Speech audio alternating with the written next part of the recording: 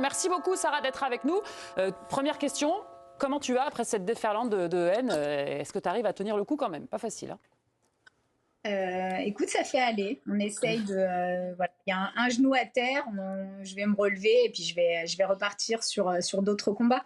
Comment tu as pris cette décision? Parce qu'on sait que ça te tenait énormément à cœur, cette future présidence à la Fédé de boxe. Tu aurais été en coprésidence avec Dominique Nato, l'actuel président. Pour que tu en viennes à renoncer, tout simplement, c'est que ça a dû être vraiment violent. Comment tu prends cette décision?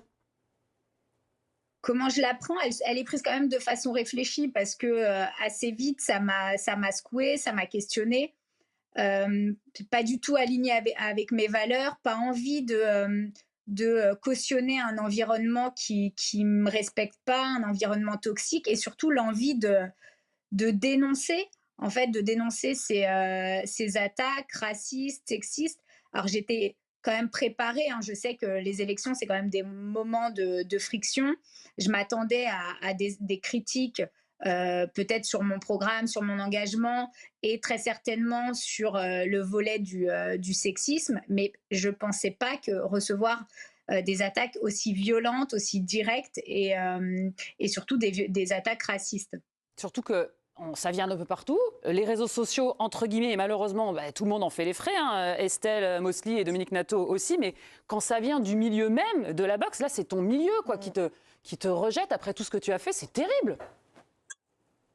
C'est vrai que enfin, j'ai beaucoup de colère, de la tristesse aussi, et c'est aussi pour ça que je me suis retirée, parce que je pense vraiment que l'expérience que j'ai, les idées, l'énergie peuvent être utiles ailleurs, et c'est un combat que j'ai envie de mener, mais pas aujourd'hui, pas comme ça, pas sur cette fonction de coprésidence, et je préfère me retirer là où je serai forcément beaucoup plus efficace, et peut-être mieux apprécié.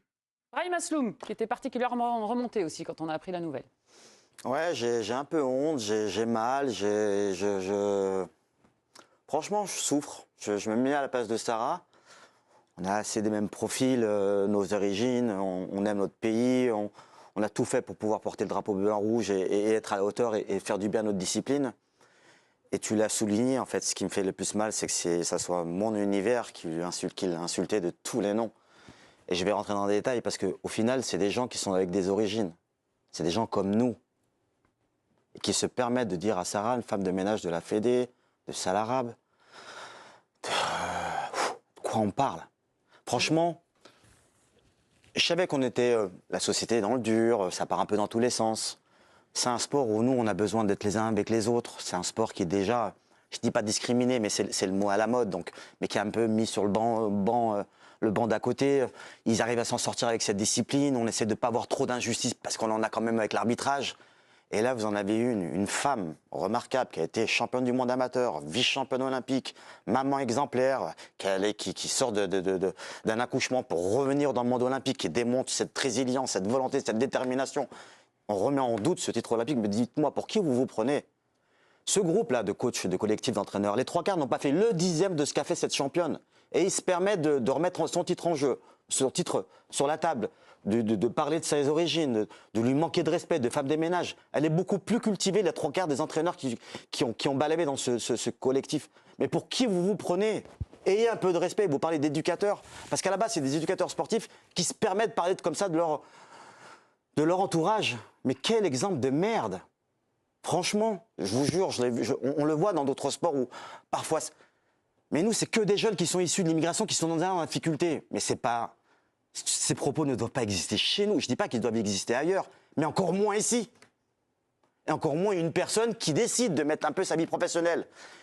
Sarah, elle ne rentrera pas dans les détails, mais pratiquement dans toutes les instances, elle y figure, respectée, elle fait un travail de dingue. On a rarement, nous, des champions et des championnes dans ma discipline qui parlent de la boxe, je ne vais pas parler des autres disciplines, qui arrivent à ce niveau intellectuel et d'instance, et là, on lui manque de respect comme ça, comme si c'était une planche pourrie. Franchement, en fait, tout ce qu'on dit au quotidien, ça sert à rien, parce que ceux qui sont sur le terrain, soi-disant, qui doivent prôner les bonnes paroles, les bonnes actions, faire grandir nos enfants, leur donner un espoir de s'épanouir, et dans leur dos, voilà ce qu'ils disent de nos champions et nos championnes. Oui, mais justement, je pense qu'il faut aller beaucoup plus loin que la colère. Et c'est complètement normal que tu sois en colère et que toi, Sarah, ça ne peut pas venir de chez nous. Mais bien sûr, mais je te dis, c'est normal que tu sois en colère. Donc c'est un collectif de 15-20 entraîneurs.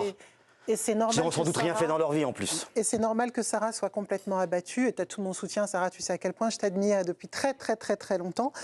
Enfin, très longtemps, pas 30 ans non plus, hein, parce que tu es quand même toute jeune par rapport à moi. Mais moi, je pense qu'il faut aller beaucoup plus loin que ça. C'est-à-dire qu'il faut attaquer, il ne faut pas laisser passer. C'est un forum. Hein. C'est très facile de retrouver la personne qui se cache derrière ses propos immondes. J'ai quasiment le portrait robot de la personne. Hein. Vu les propos qu'ils ont employés, les termes qu'ils emploient, tu sais pratiquement quel âge et quel profil a la personne. Moi, je pense moi, franchement, je ne pensais pas que des Français d'origine maghrébine, parce que là, c'est ou des Blacks ou des Maghrébins en général à 80% dans le monde de la boxe. Pas forcément non plus. Mais oui, mais moi, je connais mon sport. Non plus. Mais je vais me permettre de le dire. Mais en tout cas, oui. Parce que dans ce groupe-là, tu as raison. On ne peut pas tenir de tels propos. Nous, on fait le reproche aux autres de l'extrême droite d'avoir ces propos. Chez nous, on a ce genre de propos vis-à-vis de personnes qui veulent développer la boxe. Elle n'est pas là pour prendre de l'argent. C'est un rôle de bénévole. Sarah, je crois comprendre que tu allais porter plainte. C'est en cours, on est toujours motivé là-dessus et tu te lances dans ce combat-là? Évidemment, je vais aller au bout de mon action. L'idée de renoncer, mais surtout de dénoncer, c'était aussi ça, c'est faire en sorte de faire bouger les lignes. Il y a quand même un racisme qui est latent, c'est une réalité qui persiste et on le voit aujourd'hui avec l'expérience que je suis en train de vivre. Donc oui, je vais aller au bout, oui, je vais porter plainte et j'espère même pouvoir aller au-delà. J'ai envie de continuer à m'engager, à porter des valeurs saines dans mon sport, mais ailleurs. Je vais continuer à m'engager sur le terrain. Ça enlève en rien ma hargne, ma volonté de continuer à diffuser des messages positifs. Et là, oui, j'ai un genou à terre, clairement. Hein. Je suis hyper triste, hyper en colère aussi de tout ça.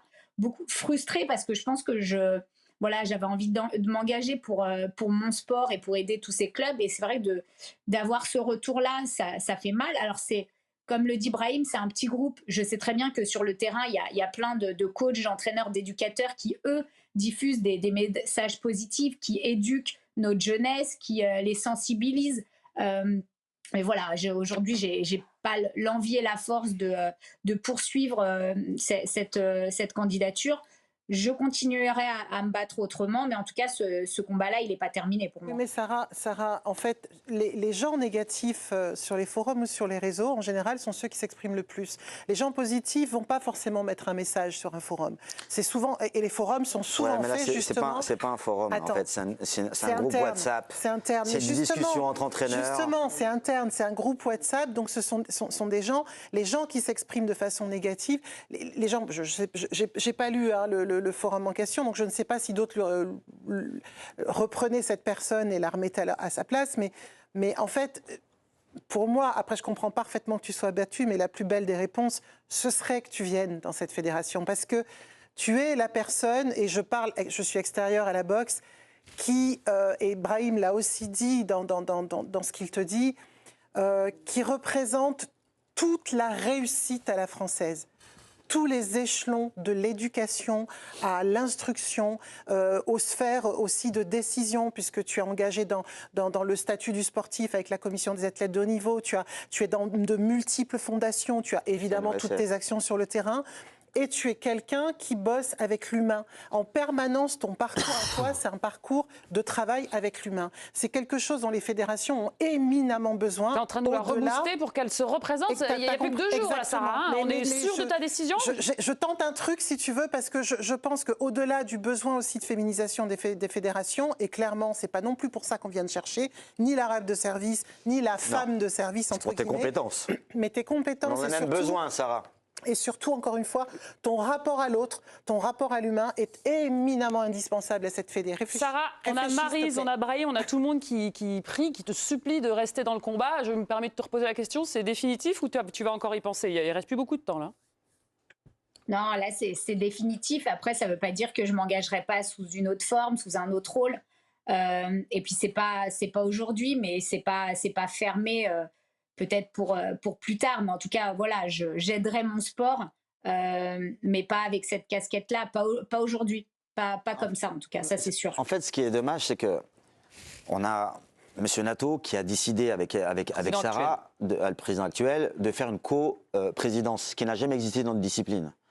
Et ce qui est, je trouve, exceptionnel, c'est cette intelligence de se dire, Sarah est là à la vice-présidence, elle a commencé pendant 4 ans à observer un peu comment fonctionnait une fédération, elle a envie d'en faire partie, il lui prépare le terrain. Donc je trouvais que la coprésidence était quelque chose de très intelligent pour ma discipline, en sachant que c'est une femme, en sachant les valeurs qu'elle prône, et je trouvais la passe d'armes de M. Nato, mais parfaite, pour qu'elle puisse prendre son envol dans 2, 3, 4 ans, voilà, après les Jeux de Los Angeles. Je suis persuadé que Dominique allait lui laisser les rênes pour pouvoir... Ben oui, elle était bien préparée, et c'est là où on se rend compte de l'intelligence de Sarah. Je ne vais pas manquer de respect à Estelle, mais Estelle n'a pas de passif fédéral, elle sort à peine de sa carrière d'athlète, c'est pas pour lui manquer de respect, mais elle a 0 expérience. Même quand elle organisait, on lui a donné de l'argent pour organiser, on l'a aidée. Donc c'est pas une personne qui est partie chercher de l'argent, qui a vraiment fait le terrain pour pouvoir construire tout le cheminement de la boxe. Sarah, elle est rentrée dans les instances pour pouvoir comprendre toute l'architecture du sport français, pour pouvoir aider la discipline. C'est 2 volets, 2 visions totalement différentes. Une qui est construite, qui est logique, elle n'est pas là pour prendre une place. Franchement, elle est beaucoup plus efficace dans ce qu'elle fait aujourd'hui que de venir à la fédération. C'est plus des contraintes qu'elle aura à gérer. Mais on a besoin de cette fraîcheur, de cette bienveillance qu'elle a aussi. Et aussi, les femmes ont un regard de la boxe qui est totalement différent des garçons. Les garçons vont parler un peu plus de brutalité parce que voilà, c'est un peu l'ADN. Les femmes, comme on te parlait de l'art, de déplacement. Et je pense que cette discipline, à ce moment-là où on est un peu dans le dur avec la perte sans doute de la capacité à pouvoir faire les Jeux Olympiques, on est dans une période qui est... Franchement, je ne l'ai jamais vu pire. Moi, quand j'ai commencé à la boxe, j'ai commencé à m'intéresser à la boxe. J'ai lu des articles où on disait qu'en 1900, la boxe était en péril. Bon, je me suis rendu compte que ce n'était pas le cas, que c'était cyclique. Mais là, on arrive à un stade où les Jeux Olympiques sont remis en cause. Notre fédération, alors parce que la boxe fonctionne dans le monde, mais notre fédération n'est pas dans les meilleures configurations pour pouvoir faire développer la discipline. On a des jeunes qui sortent de leur carrière, qui s'engagent. Putain, on s'est battu durant toutes ces années, nos aînés à nous dire hey, les sportifs, venez prendre la place, venez prendre la place.